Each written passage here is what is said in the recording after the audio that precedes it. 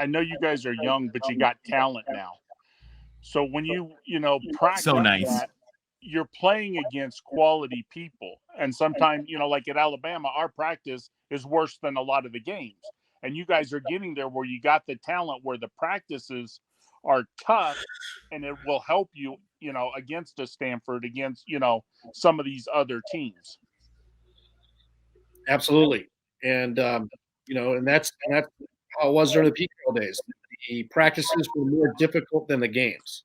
Exactly. And that's what Lincoln Riley's talked about. Tuesdays and Wednesdays are physical, fast, difficult practices. And that's what it should be.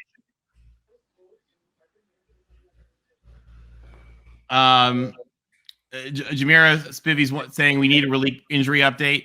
Like Tim said, all we know right now, I haven't seen the post-game press conference, so I'm not sure what the update is. We just know he left after the game with ice on his ankle. Most likely they're not going to release that anyway. I mean, it'll probably be a couple of days before we hear anything, but I'm looking at Twitter right now. Yeah, and remember, we under Pete Carroll, we were sort of a little bit too much of an open book. Under Lincoln Riley, we've adopted a bit of the sort of, old school Soviet mentality about releasing information.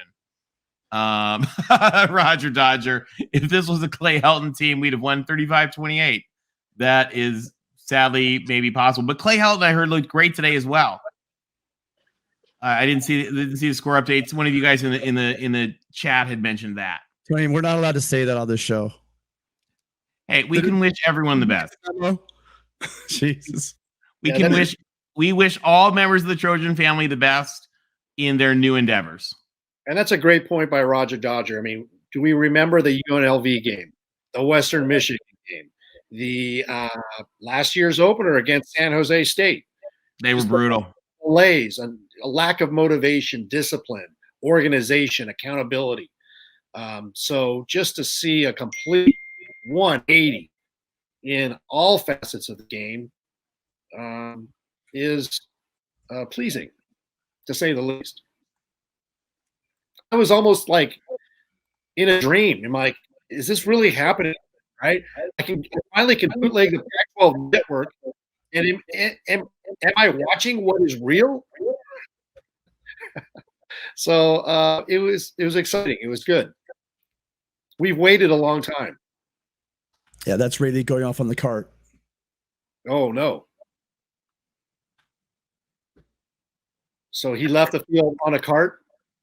Yeah, I can't remember whoever it was. Thank you in the chat right away. They were at the game. They said that they saw him leave with an iced up ankle on the cart. Yeah, that's not a good sign. I hope that's not a high ankle sprain. Yeah, you're looking again, month and a half.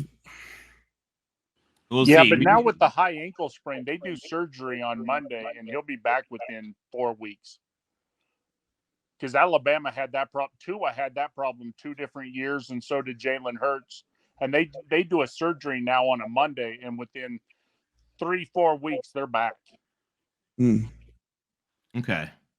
Well, we'll find it. I mean, maybe we'll find out. Maybe we won't. But certainly, we know that we have the best medical care in the world for these guys. Somebody's asking, did Notre Dame lose? Notre Dame is down 21-10 to Ohio State with 4:51 to go. Hey, guys, I got to get out of here, but I want to tell you guys you do a wonderful show. And everybody, they do a show on Wednesday also, the Pac-12. Check it out. It's a great show. I learned so much from you guys. I appreciate all you guys do. Thanks, Jeff. Hey, we're really glad you called in tonight. Roll Tide, and wishing you guys good luck for the season. All right, man. Take care, guys. We'll see you in the playoffs, hopefully. Hopefully. Take care. And Jeff has a really great channel. You guys, it's called Tide Guy. Go ahead and give it a search. It's awesome. It's not just Alabama football. He's been taking on a lot of the national news as well. So if you are a college football fan and you want to look smart in front of all your friends, I suggest you give it a look, because he's going to give you a lot of information on the hot topics of the day. Yeah, Jeff's just an all-around great guy.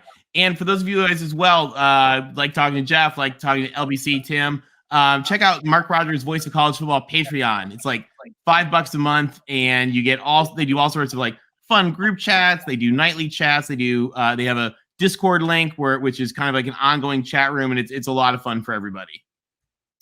And Ty Guy is a very happy guy right now because looking at a score update, Alabama's up on Utah State 55-0. So Wow. with about 6 minutes left to go in the fourth quarter, so Nick Saban is being Nick Saban. He's on the revenge tour. Jimbo, he's coming for you. And remember this, you guys, this is what got me hooked on this community, Mark Rogers community here at Voice of College Football. If I were to tell you guys that a couple of my best friends in this community are Duck fans and Notre Dame fan and see who else we got in there. And we got a Sooner now. I'm just telling you guys, it's a really big community full of knowledgeable fans, people that really love the sport, and it's run by a guy who's a walking encyclopedia of knowledge. He is. And so if you really are looking for a home base for football, I don't know why you aren't checking out his site. It's $5 for his Patreon. That gives you access to the Discord channel, which is basically a chat board for all of us. There's different channels for different teams, but more importantly, we like to do wrap-up shows and member shows where there's call-ins and during the week. So everyone's invited to join the Discord. And if not, though, make sure you're in his live streams. Mark is doing live shows almost every single day.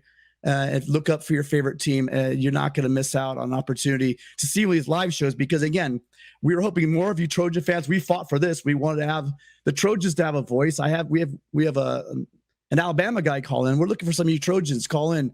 Tell us, let us know what you're thinking, because the whole spirit of this community is that we all want to be heard. So please, if you guys have time, go ahead, hit that link, join us. It's a great time to be a Trojan. We'd love to hear your thoughts. And we got a couple other comments coming in. Fatal Gator pointing out, talking with Roger Dodger. Great game by USC today. Man, Utah is for real. Rising as a baller. Cam Rising is a great quarterback. I think you're right on that. What heartbreaker for them in the swamp tonight.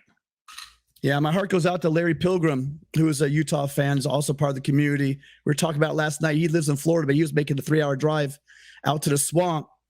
I'm sure he's going to be happy with the effort his team put in, but maybe not as happy about the way the game ended.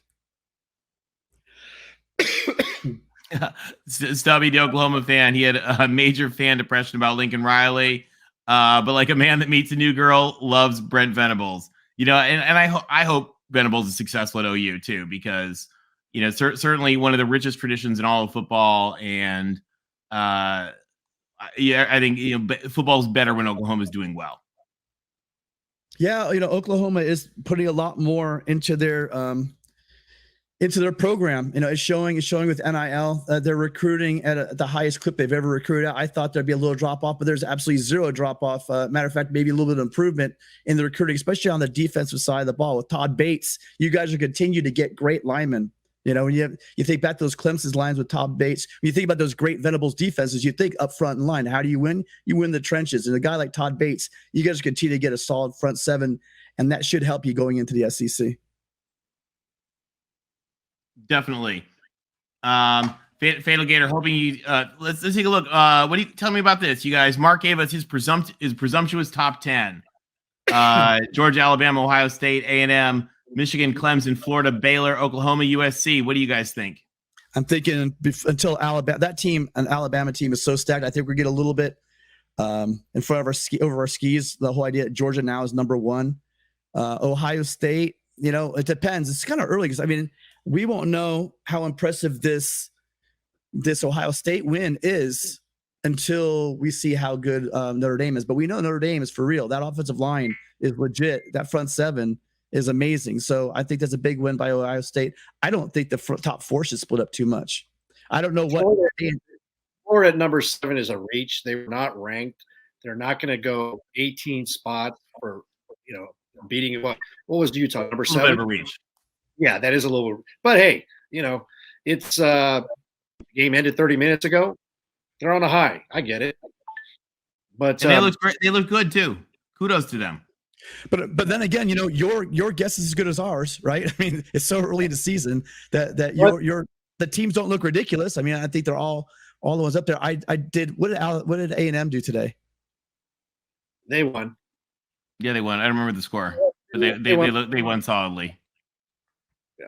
So I think we'll all know as these teams kind of drip into conference play, how good they are, and then we can go from there. All right, we've got a caller joining us. We got Ronan. Welcome, Ronan. Oh, Ronan, can you hear us?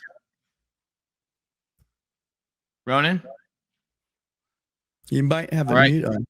Yeah, you might have had the mute on. All right. Well, thanks for trying. We're glad to have you. Feel free to rejoin.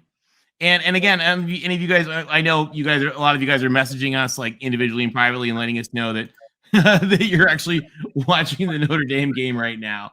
So, but anybody who's not, you can feel free to join in. We're glad to have Jeff. Hopefully we'll get Ronan back, and we'd love to know what you guys think. I would like to ask Tony and Tim a question, as well as the chat.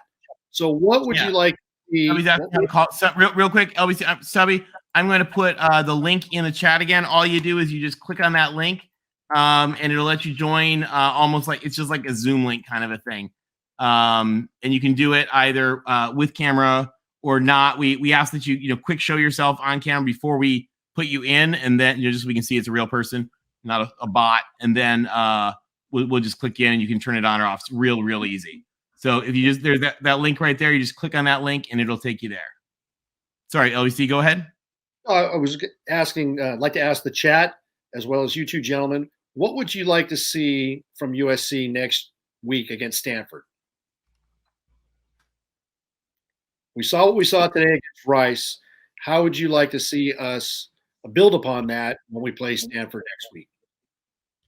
I mean, on the offense, I'm more of what I saw today. Balance and productive in the red zone, and great protection for Caleb. I hope that continues. On the defensive side again, so Romello Height went out in the first half of that target, so he should be back for the game. I want to see if his presence helps a little bit. He's a bigger guy than Corey Foreman on that edge as an edge rusher. Hopefully that can shore up that side.